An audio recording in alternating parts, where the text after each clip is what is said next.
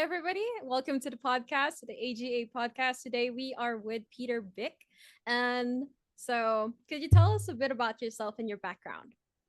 Well, when I was a teenager, the idea of making films became very appealing to me. So I sort of aimed for that. Went to film school in California, a place called CalArts. Had a 26-year time in Los Angeles. Worked as an editor, director, did a lot of work, documentaries. Made my first documentary, Garbage, in that time. And then when we were making my second documentary, Carbon Nation, we Mhm. halfway through we had a baby and we moved back to Kentucky, and so that's where I was born and raised in Louisville.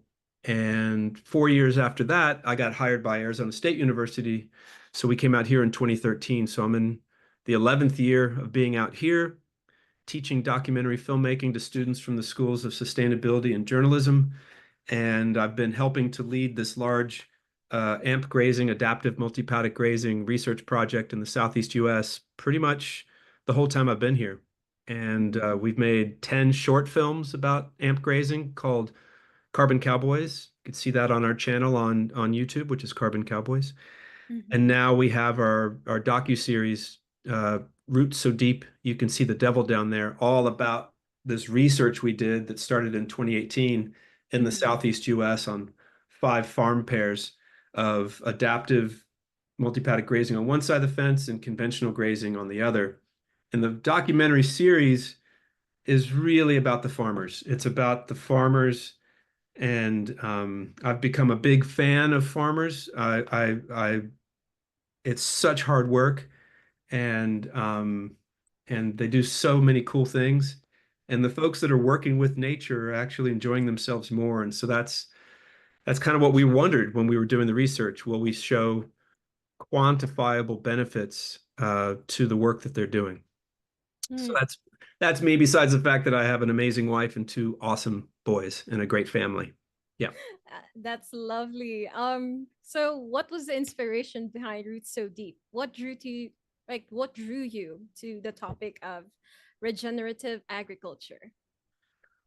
Our documentary that came out in 2011 called Carbon Nation, there's the poster, Mm-hmm. was about, excuse me, was about solutions to climate change. And we had basically 4 buckets in that film. We had energy efficiency, just use a lot less energy for the same thing, renewable energy, solar, wind, geothermal, and the like, land use, which is where this falls into, and then leadership, which this falls into as well. And I met farmers, one specifically, a guy named John Wick and his wife Peggy Rathman in Marin County, California. And they were seeing that when land, they bought a farm in Marin County, a ranch, and they thought animals are bad, they're destructive, and the land had been used for cattle grazing before they bought it. When they bought it, they kicked the animals off. And then John says he just watched the land die.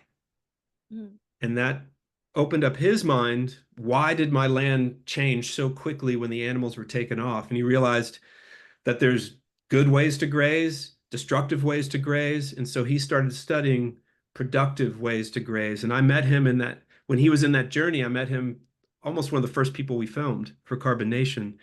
So he put it in my mind that you could graze animals and make the land better. And he was showing me improvements on his land, plants that had grown that people hadn't seen in that county for a long time. Well, I've filmed and talked to a ton of ranchers and farmers since then, and that is a very consistent story. Seeing plants where the seeds are just in the soil, they're not expressing themselves.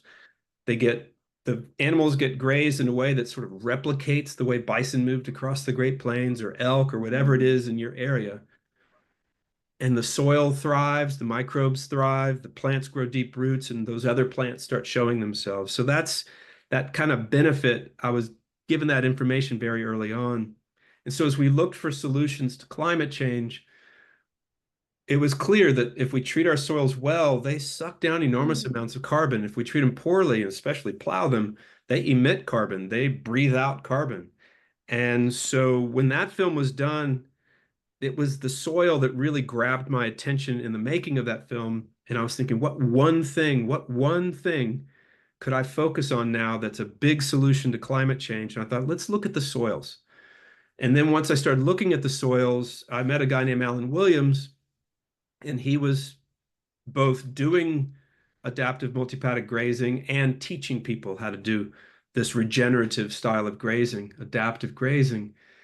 And I filmed him, I filmed Gabe Brown, and I filmed Neil Dennis. And that was our first short film, Soil Carbon Cowboys.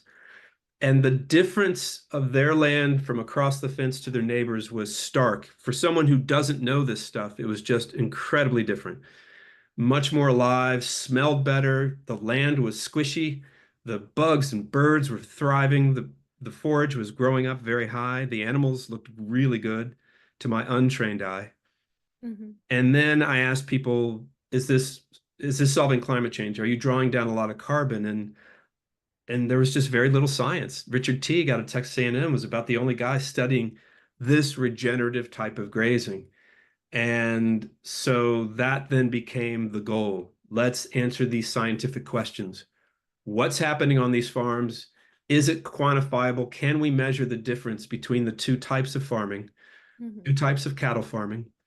And so we looked at soil, and that included soil carbon, soil nitrogen, bulk density, the amount of water infiltration, the type of plants growing, the biodiversity of the plants, the amount of land that's covered versus exposed, the greenhouse gas cycling, the birds, breeding birds, the bugs, the microbes, and the animal well-being and the farmer well-being. So those were the things that we decided as a team to measure.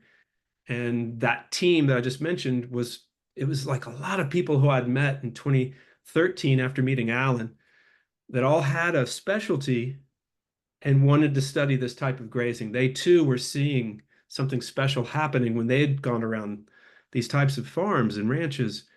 And so that team stuck together through thick and thin. And then 2014, we designed the proposal. 2015, 2016, we really got the proposal and the budget together. And then we started raising money at the end of 2016 into 2017. And then in 2018, we hit the fields. And so it was really about solutions to climate change is what got me interested. That was a long answer to your question. And a quite comprehensive one. And yeah, I wanted to connect that this project almost got ditched. It almost didn't go through because of the budget cuts and the universities that wanted to stop it, that didn't want to give more focus on why would we even learn more? But we could just give our funding somewhere else. And then something happened and you guys went through and got through this and talked to those pairs of farmers. So, mhm. I um just want to correct. We never had a university say they didn't want their scientists that we were collaborating with to study mhm. this. Um, we had sort of bureaucratic issues that Oh. became significant, and it was all around insurance. Oh, And so yeah, that right, was really insurance. what happened. Every university supported, for the most part, their scientists doing this work. They certainly didn't stop us. Mhm. Um, but yeah, the work, just getting it funded, Yeah. um, was incredibly challenging, incredibly Mhm. hard. And but once everybody was on board, it was just we just had to get over that bureaucratic hurdle, which hit us in lots of different ways, and nearly did derail the project. There's no question about that. Mhm. Um, but it wasn't the universities themselves that were saying don't do this research or anything like that. It was just how do they work with the farmers who needed insurance? It's boring, Oh. but it's important. Yeah, it is. Yeah, Because funding things like these is quite important to, yeah, future it's hard. generations like after us. Yep, So next, could you tell us more? Well, no, for listeners who might be unfamiliar, and we've been talking about AMP grazing. yep. What is it, and how does it work to regenerate the land that they're on? Yeah, so amp grazing is the term that our science team came up because we really wanted the word adaptive in there.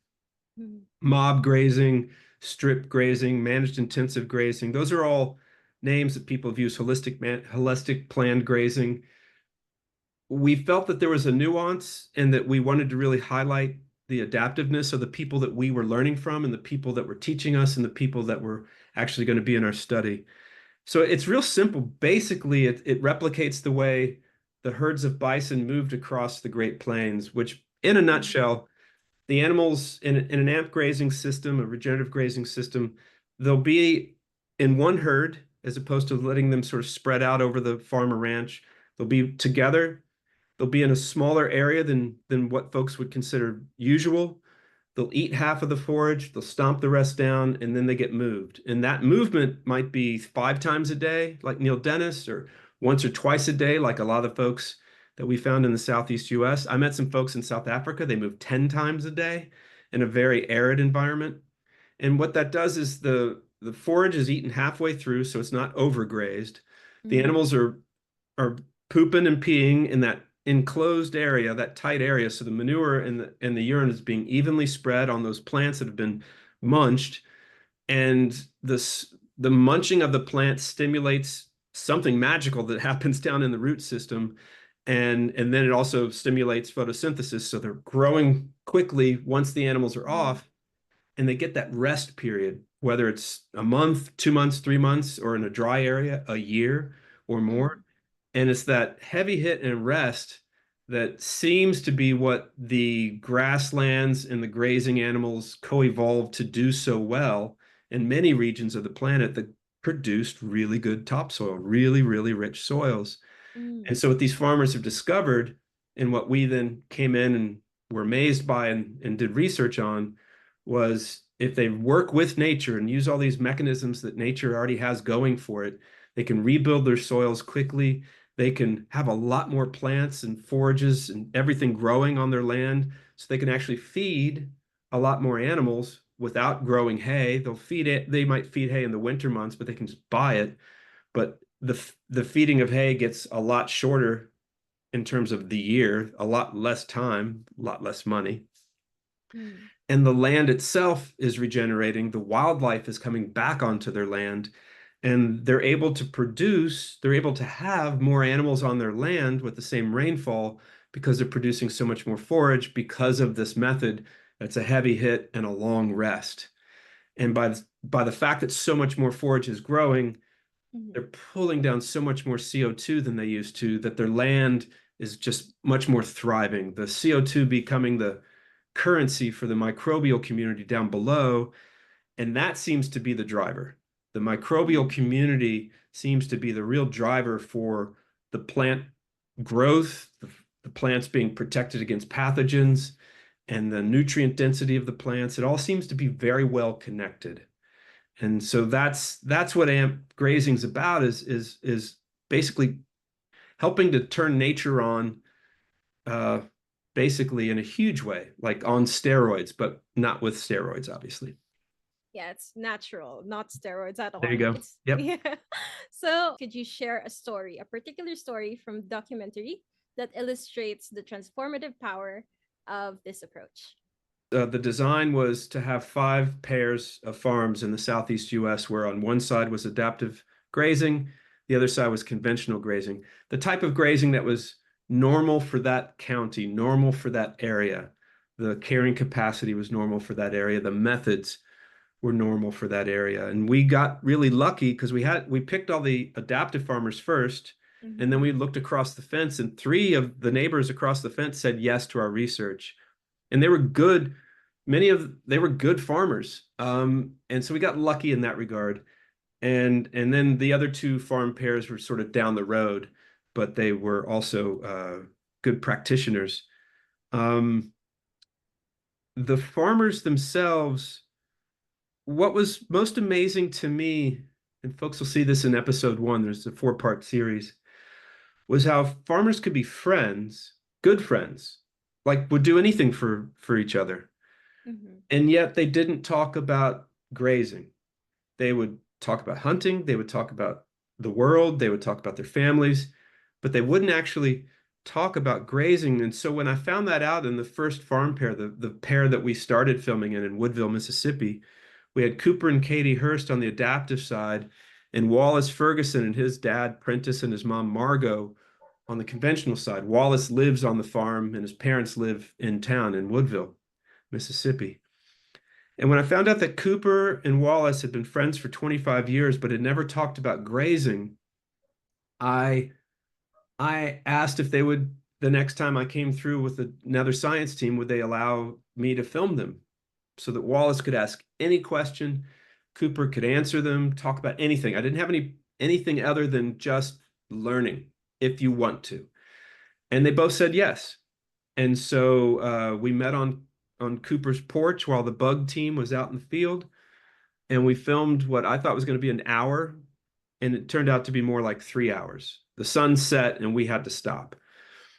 And it was amazing to watch Wallace learn, to hear Cooper share the knowledge, to see what was hard for Wallace to believe, because had been told and taught and spent a lot of money on nitrogen fertilizer. When Cooper said you don't need nitrogen fertilizer to have fields like this, and you could just look out from Cooper's porch and see forage that was really high and animals that looked great. That was, you could see Wallace's wheels turning, because that's money saved and it looks great. And then how does this work? And then we learned that, quail, bobwhite quail, were really important to all the farmers we filmed. And Wallace had to go hundreds of miles away to see quail, to actually hunt Mm-hmm. quail.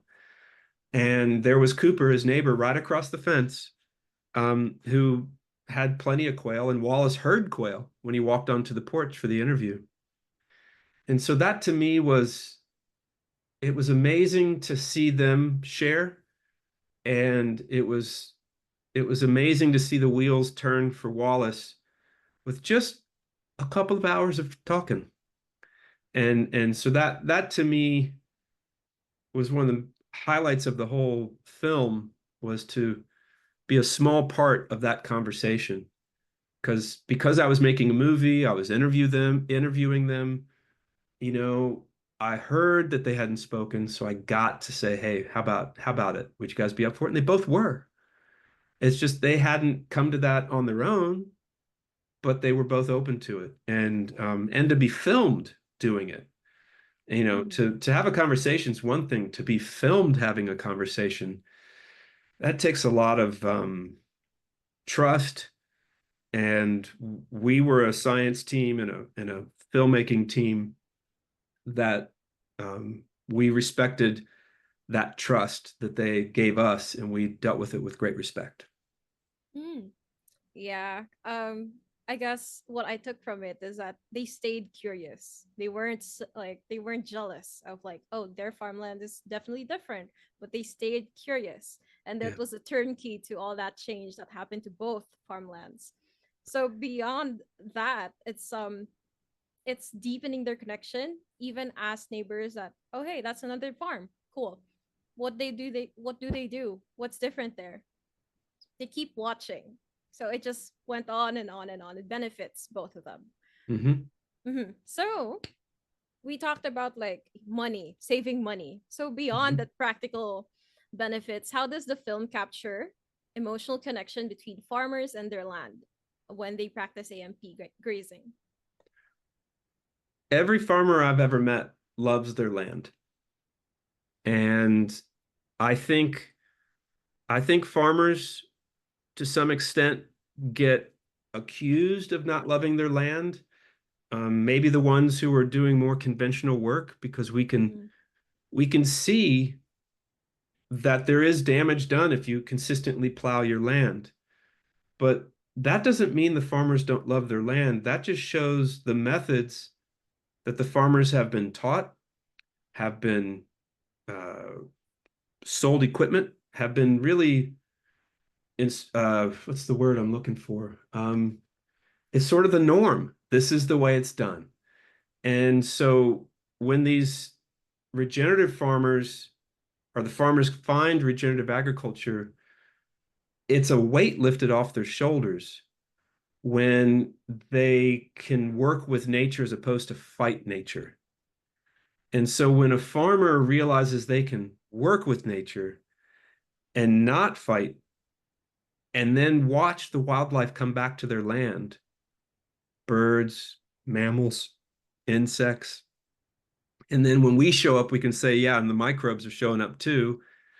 And then we show up and say, hey, your water infiltration's a lot better now. And they're not having rain fall off their land, taking soil and erosion with it. They're covering their land. That seems to be the key thing with all of the teachers of regenerative agriculture that I get the fortune to know. Keep the land covered. And when you keep the land covered, you're pulling in as much solar energy as possible. You're preventing erosion. When you have all the land covered, erosion just can't happen. There's too much growing in there. And when you have a lot of different kinds of plants growing, then all the other things come in, the diversity of insects, the diversity of birds, the diversity of microbes below the ground. It is a system, it is all connected. So when the farmers look across the fence and see something different from what's on their side of the fence, there's a curiosity. And that's what I learned on this film it was curious. It wasn't judgment, like, oh, look how funny that is. They're doing things. It was curious, but they were Mm. basically too polite to ask. A lot of folks, they were just too polite to get into someone else's business. Mm. And the folks doing the adaptive work, the regenerative work, they're not going to tell anybody what to do. They're too polite to toot their own horn. And so there's a reason folks weren't having the conversation, and it actually was from a good place on both sides. Mm. And that's something I learned. If you just nudge a little bit, you know, folks will start talking and they'll start learning from each other and realize, I can save money. I can produce more animals. My land will be better. This feels pretty good. How do I do it? And that's a really, really key thing, is making sure farmers, when they're making this adjustment to the way they're doing things, the way the generations before them have done things, Mm. when they make that new choices, when they make those new choices, it's really important to have good knowledge sharing Mm. from the folks who've already done it, so that the farmers don't have to make all the mistakes the pioneers made. Um, and so when we've seen farmers that sort of jump in, but they don't have that knowledge base, they do end up making some of those bigger mistakes when they didn't need to. And so, as our team works for getting this knowledge out there, which is why we made the documentary in the first place, Mm. um, well, it's why we're happy we have it. We didn't know the science. We didn't know if it was going to show benefits on the regenerative side over the conventional side. We didn't know if it would be distinct. Turns out it's very distinct across all the metrics we measured. And now we're ecstatic that we can share this documentary. And then we're hoping to work with folks. We are working with folks to help the knowledge sharing, so that when the farmers do make the change, they have someone they can talk to a lot. Mm. I'm sure AGA has a huge program in place already that we can learn from. Yes, definitely. Wow, I don't know, my eyes are just twinkling with all these this information. Um yeah, I'd like to say I think people should just stay curious. Keep questioning. Like just Yeah. don't stop with like, oh yeah, that's what how it is. It is what it is. No, we have to question. Keep Yep. questioning things. And Always. and who else do we turn to for questions? Scientists. Could you tell me more about what's their role? Like in the documentary, Yeah. I know that there's a lot of scientists involved. Yeah. Like from in your documentary, you said they're maverick scientists.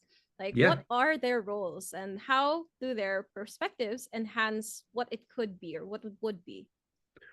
Well, this project, first and foremost, is a research project. And Mm. then part of the research project was making a documentary. But if the documentary ever got in the way of the research, we couldn't let it do that. And Mm-hmm. so if any of the so we just didn't let that happen. And so primary was the science, secondary was the documentary. so primary was scientists, right? We had an Mm-hmm. amazing team of scientists, and we had some good folks who started with us who then had to move on to other things, who I Mm-hmm. miss. And we have some great scientists that came in, and the team built as a sort of a law of attraction, the way people came in. Um, the scientists that we met, the folks who'd been doing their work for a couple of decades or longer, had a lot of headwind. They had a lot of headwind. They were trying to study regenerative grazing when a lot of people didn't support that in their institutions. The younger scientists we had, they didn't have that headwind because the world's changing. Mm-hmm. And so it was interesting to see that. And you know, one of the things that was so cool about our science team was how much they enjoyed learning from each other. So the bug scientist was teaching the grazing specialist things, and our team meetings were great because it was just so much learning. And for me, not being a scientist but very curious, I mean, I've been learning for 11 years from these folks constantly. Mm-hmm. And so in the documentary, you know, the foundation for the documentary is the science that's being done. Now, what's interesting is I thought before I was going to start filming that the scientists would be the lead characters and the farmers would be the supporting characters. That's what I thought. Mm-hmm. And almost immediately I realized when I was filming Cooper and Katie Hurst's first, the first day we started filming, I went, oh man, Mm-hmm. this is about farmers and the scientists are supporting the farmers. Now, Mm-hmm. that's actually the way the science team looks at their work. John Lundgren, our bug scientist in the movie, he's wearing many hats in the world of science right now with this Thousand Farms project. But he taught me, you know, we're just here to measure what the farmers are doing. The farmers are ahead of the science. He would tell me the farmers were 2 decades ahead of the research of the science because the science just hadn't caught up to what the cool stuff these farmers were doing. And so the scientists were there to see what the farmers were doing. We didn't tell them, do this in this part of your farm, do that in this part of your farm, and do this in this part of your farm. The control was the different methods of grazing. And so for the scientists, you know, they had a PI that wasn't a scientist, so I'm sure I know there was challenges because of that. Principal investigator. I did not plan on being the principal investigator at all, but it kind of worked out that way. The way ASU is set up, it's very creative, it's very open, that a Mm-hmm. filmmaker would be able to bring, you know, help bring a whole team of scientists together from lots of different universities and different organizations and the USDA. It just sort of happened that way. Mm-hmm. And, you know, I was very committed to this getting done, and the science team was very committed to this getting done. And but I'm sure there was times when it was, I know it because I asked them this in the last interview, what was it like having a filmmaker as the PI? And there was there were reasons that it wasn't so great because I would learn science slower in a way, so they had to explain themselves more. But some of them said it was also positive because I didn't have training of only looking at certain things, so I could actually ask questions that might connect things. And so it was a plus and a minus. Um, but they stuck with it, and I stuck with it, and we got it done. And so the science team is foundation to this project. It's a foundation to the series. This docu-series doesn't exist without scientists, period. Mm-hmm. Wow. Just wow. Everything is just coming into play. And I hope it goes global. Thank Because you. now you're doing it in the US and Africa, you mentioned. I Yeah, hope we it haven't. goes global. So if you go to our website, rootsodeep.org, if you want to follow Mm-hmm. us on social, it's at Carbon Cowboys is our handle Mm-hmm. across the social. We we have it available for rent right now in sort of the countries where we've done tours, the US and Canada, just because they're right next door and it's easy to flip that Mm-hmm. switch. Although I haven't been doing as much touring in Canada as I'd like. The UK, Ireland. and South Africa. So we were on an international tour this last summer. The team and I are working on making it available globally. We think we're going to try to do it all like one day. I'm not sure the day yet, but I'm kind of thinking it might be December 1st, where we can have screenings and Q&As sort of around the globe for that day and then just make it available. And we know that the folks who are spending the money right now for this film from our website, that's not the broader audience. These are the real folks that are focused on this. And then we do want and feel that this thing will get a much broader audience after we do our more personal release, through Yes. streamers. We're figuring all that out. Yes, of course. I would like to ask permission since I do stream as well. I will make sure to talk about all of this. So, Please do. Our social media is vibrant. yes. It's doing really well, and I'm learning every day from the social media team that we have together, Yeah. and they've done an amazing job. And I'm grateful. And again, it's like I get to learn from the scientists, I get to learn from the social media team. And then, I want to also say that this documentary exists. This documentary exists as a film, not just science, because of the editor, Ben Daughtry, who saw hundreds of hours of footage. And in that footage, he saw stories that I did not see. I filmed everything. I didn't Mhm. see the narrative that he saw. And that's, you can't make a documentary without a really, really good editor. And that's why in all my documentaries, the editor also gets a writing credit because I didn't invent that, but some people fight that. Yes. But it's true. An editor is writing with the pieces of the film, the interview bits from so many different pieces. So that scene that I mentioned between Cooper and Wallace sitting Hmm. on the porch talking about grazing for the first time, I was just sort of dissecting it for my students at the beginning of this semester. And I Hmm. realized the way Ben edited it in one sentence, in one couple of sentences, there's a bit from the very beginning of that 2.5 hour interview. There's a bit from the end of that 2.5 hour interview, and a bit from the middle. And it's stitched together completely in context with what they were saying. But that's how it happens. Like that kind of needlework, that kind of patchwork. Ben called this film a crazy quilt. That's what he realized he was going to be making when he was flying across the country to Phoenix from Kentucky and looking at all the different farmland and how it looked like a quilt. Um, when he came out, that first deep interview, the deep dive we had in February of 2020, right before COVID hit, um, he called it a crazy quilt, and he was right. But man, it was so hard. He lifted. I mean, if you could make an editor into a bodybuilder, he would win, Yes, bodybuilding definitely. competitions. Yeah, because what a lift. What a Yeah. freaking lift. And so this film exists because of that lift that he gave it. I'd like to, if you have any, if I could give words onto his editing, because I was watching it. I love the cold opens and how easy it is to watch. It's not just some kind of documentary you see that, okay, I can just leave it on. It's whatever. You have to watch and listen. And there are keys. If you hadn't told me that these were conversations of 3 hours, I thought they were just talking about it casually and it just happened. But Yeah. editing Yeah. is making it like, wow, it is cohesive. It does make sense. Now they're talking. Finally. Like you have that moment as a viewer that, Hmm. oh, they they made up to this one brain cell that we can do this together. We can help Hmm. each other out. Yeah.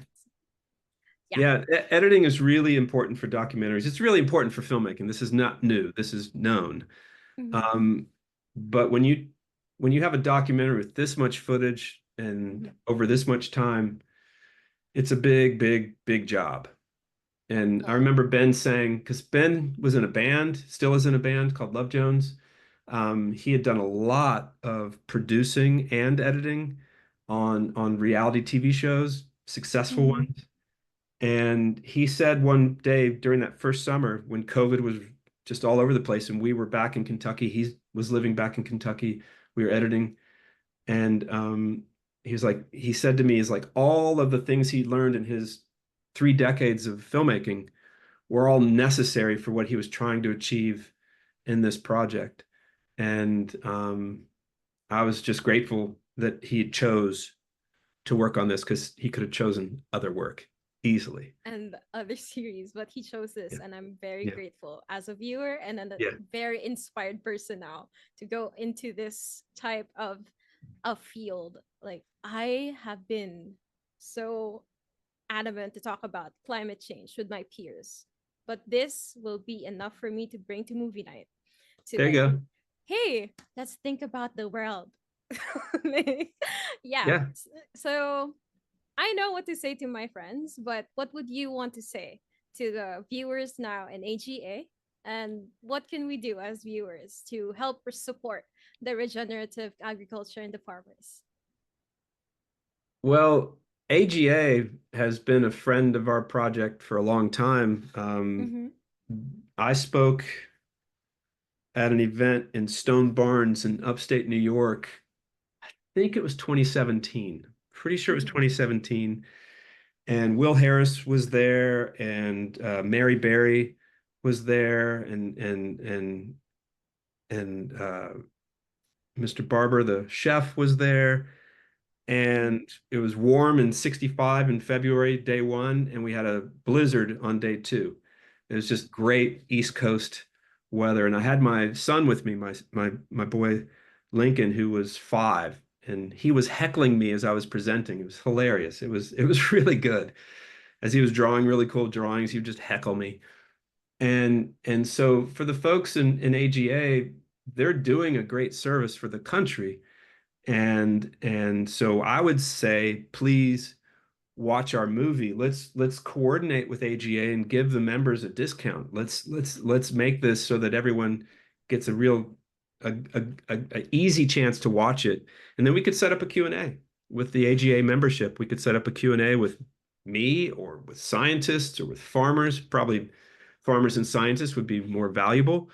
Mm-hmm. And let's keep building the relationship because it's important. Y'all do good work, real good work. All right.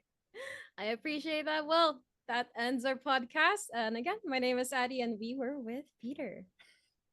Thank you. Thank you. Thanks for having me.